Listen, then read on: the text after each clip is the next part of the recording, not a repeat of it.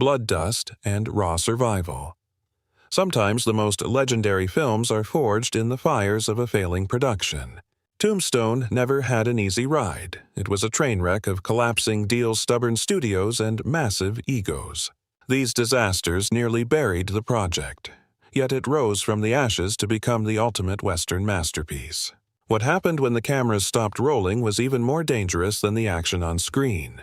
Power plays and secret sacrifices built this lawless legend from the ground up, one bullet at a time. Fact 1. Kurt Russell was the ghost director. When the ship started sinking, he grabbed the wheel in secret. The lead star became the savior. The entire set was a graveyard of broken dreams and total chaos. They fired the first director while the script was being torn apart and rebuilt mid-shoot. Every day was a gamble. The crew was lost in a fog of confusion and fading hope. That is when Russell stepped into the shadows to lead Seeking Zero Glory for his extra work. He handled the logistics and the morale, refusing to let the flame die out. Like the video, so this legend gets his due. He was the true heartbeat of the movie, while another man's name took the official credit. From the editing room to the dirt, he steered this wreck toward cinematic immortality. He stays humble about it today, but the cast knows the truth. His steady hand saved them. Without his iron will, Tombstone would be a forgotten failure instead of a timeless classic. Fact 2. The original vision was decapitated early. It began with high hopes and ended in fire. They put a writer in the director's chair, a man with zero experience leading a war zone like this. Kevin Jarre wrote a masterpiece but could not survive the brutal pressure of a Hollywood set. The clock ran out and the budget bled dry. The entire production was spiraling out of control. Pressure boiled over as the studio watched their big investment rot in the desert sun. The actors were drifting hungry for a leader. Finally, the axe fell on the original vision. Jarre was cast out of the director's chair before the first act was even finished. The set became a ghost town of panic as everyone scrambled to save the remains.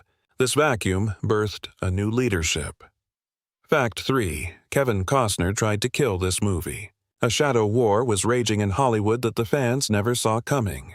While this crew bled for their art, a rival titan was sharpening his blades nearby.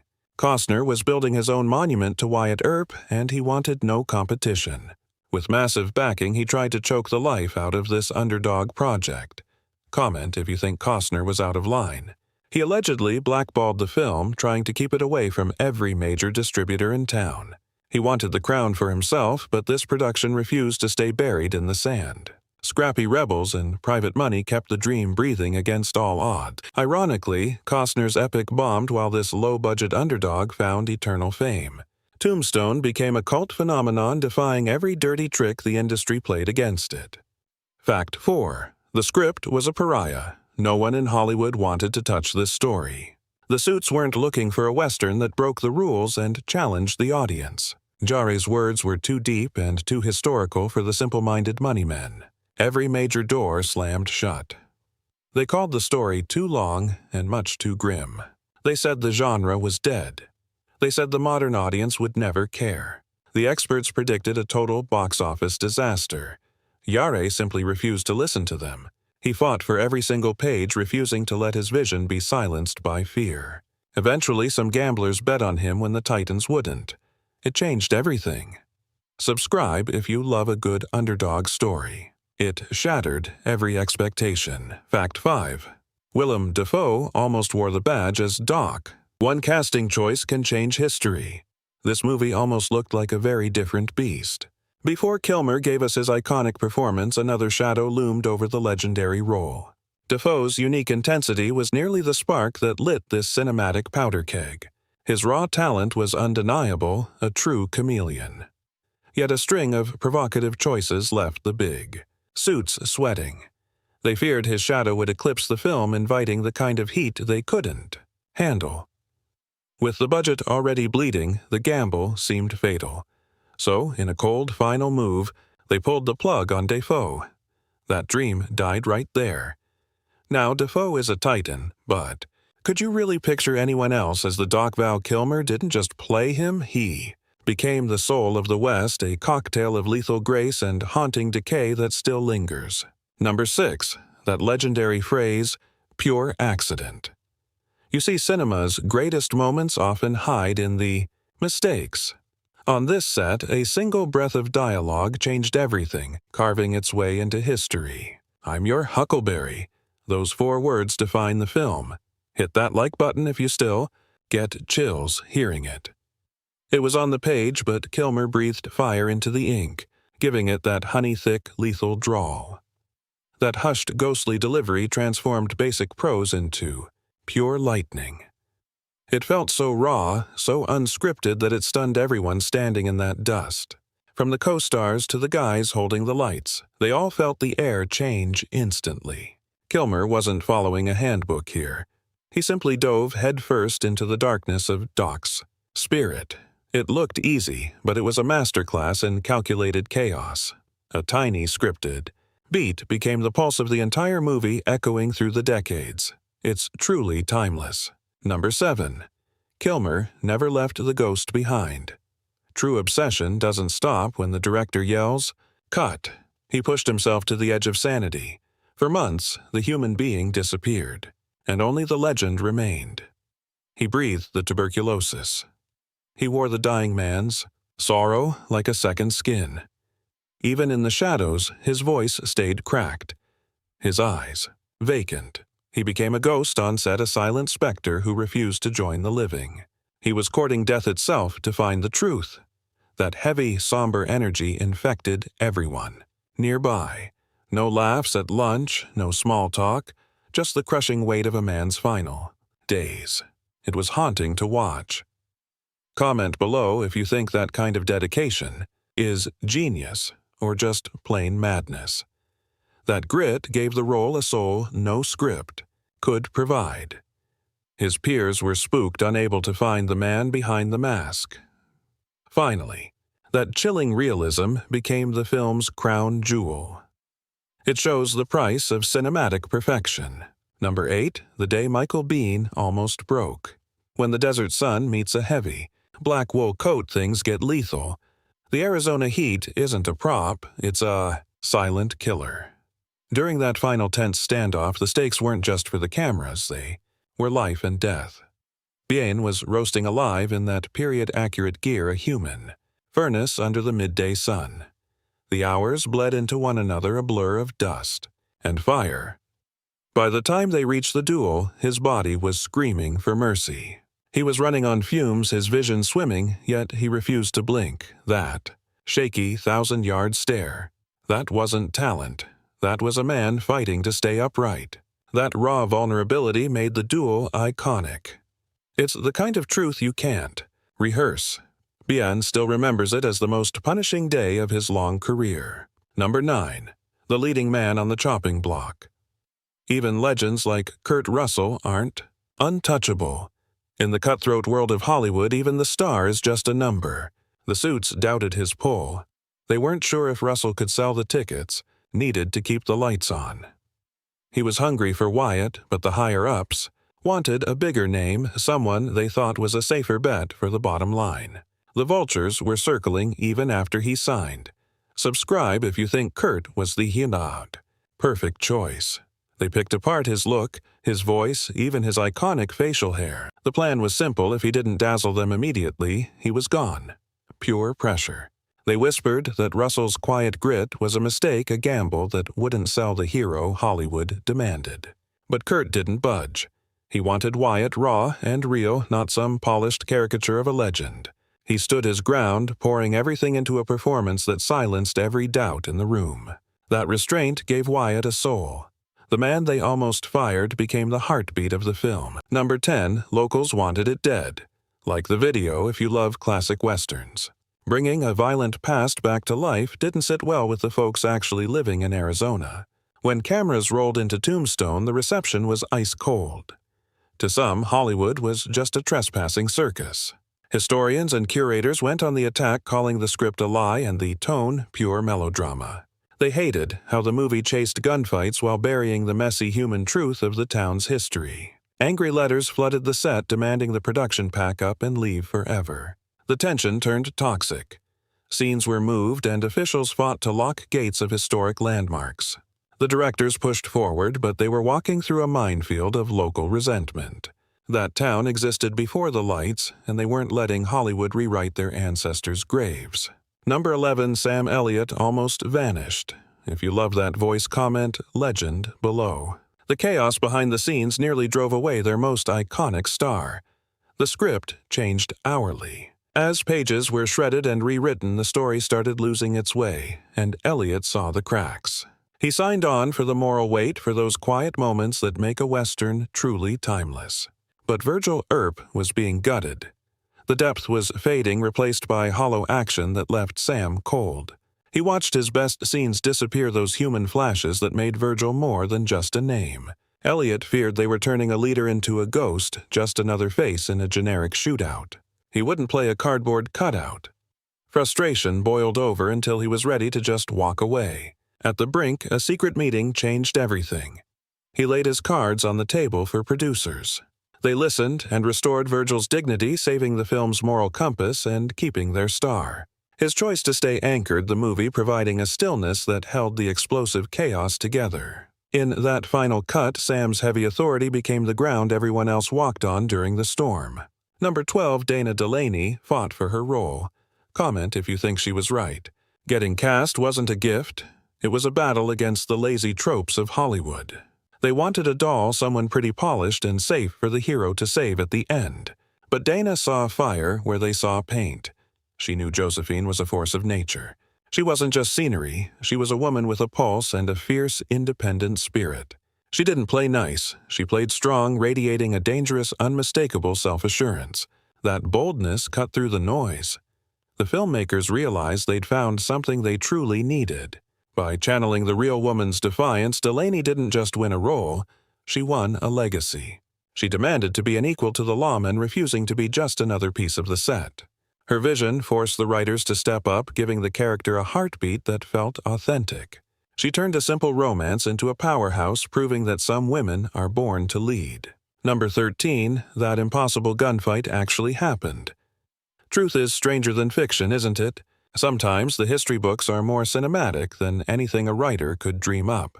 Think of Wyatt walking calmly into a lead storm to end Curly Bill. It feels like a lie. You'd think it was Hollywood magic, but the archives of 1882 tell a different story. At Iron Springs, Wyatt supposedly marched straight into the bullets while everyone else was diving for cover. Curly Bill took the first shot and missed. Earp didn't miss. One shot. One dead outlaw. The details are blurred by time, but even the skeptics admit there is a terrifying truth there. The movie leaned into that mythic moment, creating one of the most electric scenes in cinema history. Witnesses said it was bone-chilling, like watching a ghost walk through a hail of iron, a spectral whisper. This fueled the Wyatt Earp mythos, ensuring Tombstone felt less like a hollow, Tinseltown dream and more like a visceral portrait of true grit. Fact 14. The attire was mercilessly realistic. Cinematic wonder always demands a sacrifice, and for these stars, the toll was paid in physical agony. The designers were obsessed with precision, refusing to soften the harsh styles of the late 1880s. We are talking heavy wool, stifling layers, and razor-sharp collars. Exactly the armor of the frontier. While they looked stunning on camera, they were a prison behind the scenes, especially under that brutal Arizona sun. The cast literally drowned in sweat, requiring constant wardrobe changes throughout the day. Men collapsed in the dirt, victims of the blistering heat and that suffocating fabric. Val Kilmer joked it was accidental method acting, playing a dying man while actually fading away. Like the video if you think Kilmer deserves an Oscar for that endurance. The crew stayed sane by whispering that this misery was the only way to capture truth. This dedication to the dirt and sweat transported us all to those lawless streets, creating a masterpiece that felt lived in. Fact 15. The cutting room floor hid a much darker Earp. Studio Hout. Choices dictate our perception of heroes. During the final edit, several pivotal moments were buried. Scenes that painted Wyatt in a far more sinister and morally gray light. These lost clips showcased a cold-blooded man, a figure devoid of mercy, wrestling with inner ghosts. The first, Scripts leaned into his sins, depicting a soul fueled by bloodlust rather than the law. Executives sanitized the story. Comment if you would have preferred the R-rated, darker version of this icon. Some fans believe the original cut offered a truer, uglier look at a broken man, softening. His edge ensured a hit, but we lost the grittier layers of his soul. Fact 16. Audiences literally rewrote the finale. Films are often rebuilt after secret screenings, and this Western was no different. The first vision ended on a hollow, lonely note, Earp walking into the sunset alone. When early viewers saw this, the energy in the room died. People found it far too depressing and unfinished. The studio panicked, demanding a heart-wrenching, emotional payoff. To save the movie, they added that famous deathbed visit to Doc, followed by a hopeful look at Wyatt's future. This pivot turned a tragedy into a story of brotherhood and legacy. This new ending offered the closure the world craved, cementing the film's place in history. It is a chilling reminder that your opinion can literally change the fate of a cinematic masterpiece. Fact 17. That shootout. It took 4 grueling days. What looks like minutes of chaos took a lifetime to orchestrate. In this production, one sequence nearly broke the entire team. The legendary OK Corral gunfight was meant to be swift, yet it became the most punishing part of the journey. They spent 4 sun-drenched days choreographing every single bullet and footstep. The crew relied on old-school tricks, real blanks, dirt charges, and blood packets to sell the violence. Actors suffered through endless takes in the choking dust while safety experts hovered over every high-stakes move. By the final wrap, the stars were shells of themselves, having filmed the most draining sequence of their careers. The payoff was a heart-pounding, legendary standoff that defined the genre, proving that greatness is forged in sweat and gunpowder. Subscribe now so you never miss these deep dives into movie history. Fact 18. Kilmer transformed into a ghost. Playing a legend requires more than a mustache. It requires a descent into another man's pain. For Doc Holliday, Val Kilmer pushed himself to the edge of health. He obsessed over the rot of tuberculosis, digging through ancient medical journals to mirror the pale skin and the ragged, wet cough of a dying gambler. Kilmer practiced a shallow, frantic breathing style to mimic a man whose lungs were failing him. He twisted his posture and slowed his speech, making sure every blink screamed of the silent agony Doc lived with every second of his tragic short life. This obsession with physical decay proves that true art isn't performed. It is lived and endured. He didn't just play the part, he inhabited a ghost. We weren't watching a caricature. We were watching a soul disintegrate. Every ragged breath Kilmer took felt like a final one, making his performance the most haunting thing in the film. It proves that obsessive research can turn a simple character into a legend. Let's look at number 19.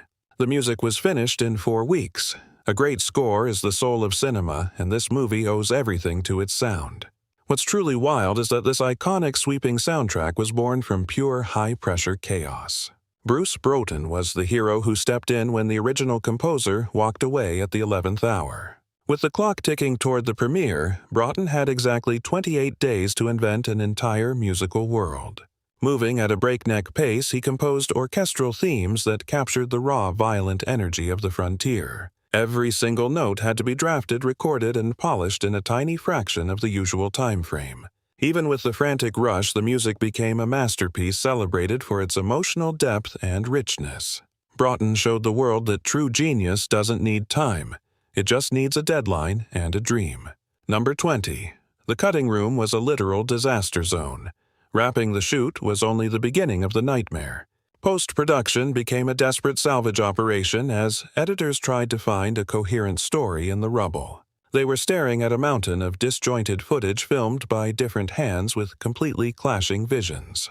It was a tonal mess, and those early versions of the movie reportedly made absolutely no sense to anyone. The plot was jumping everywhere with zero rhythm. Producers had to hire an army of editors to save the film. They spent months experimenting with different cuts, deleting hours of footage, and rebuilding entire sequences from scratch. It took nerves of steel and brutal decision-making to finally forge the movie into the sharp weapon we see today. The version we love looks effortless, but it hides a backstage struggle that nearly tore the production apart. Number 21. Russell actually deleted his own dialogue for Kilmer.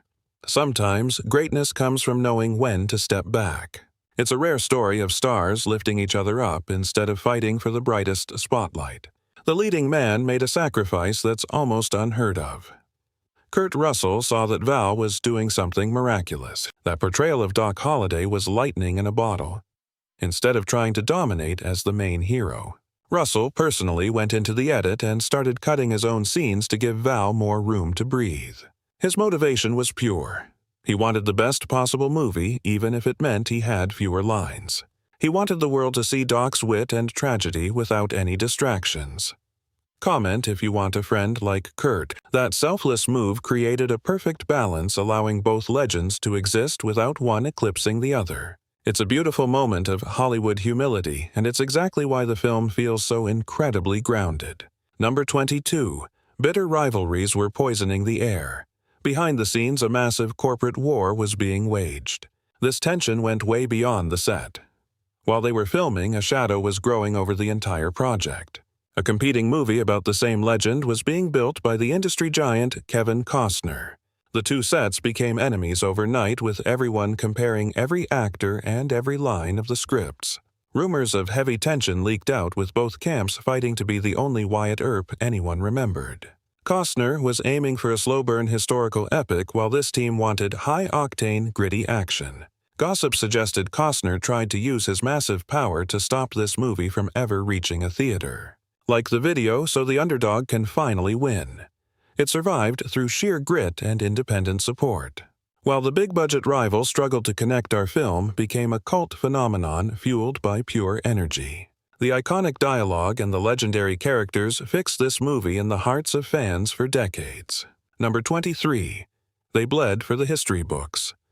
The creative wars weren't just about the money. On the dusty set, getting the facts right became a daily obsession for the entire cast. Several actors refused to compromise on the truth, especially when the script tried to take the easy way out. Val Kilmer was the loudest voice in the room, demanding that the real history be honored in every frame. He stood shoulder to shoulder with Kurt to fix dialogue that felt too much like a generic Hollywood Western. Some of those famous lines were changed minutes before the cameras rolled to stay true to the real men. They fought the urge to exaggerate, and that's why the movie feels so honest.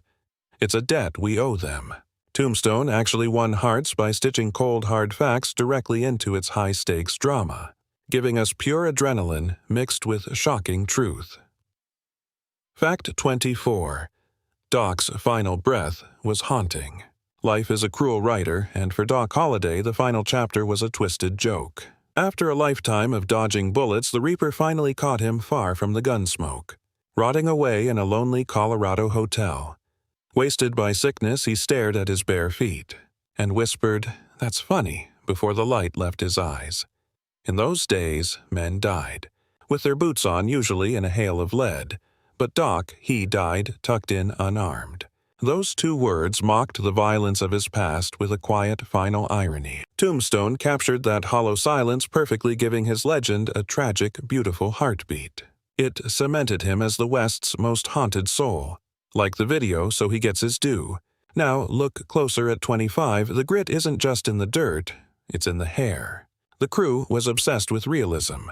That meant no fakes, they grew the real deal. Icons like Kurt Russell, Val Kilmer, and Sam Elliott all sprouted their own rugged mustaches, meticulously waxing them into those classic razor-sharp frontier curls.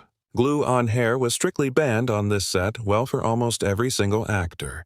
Poor John Tenney, our Sheriff Behan, couldn't grow his fast enough because of another gig.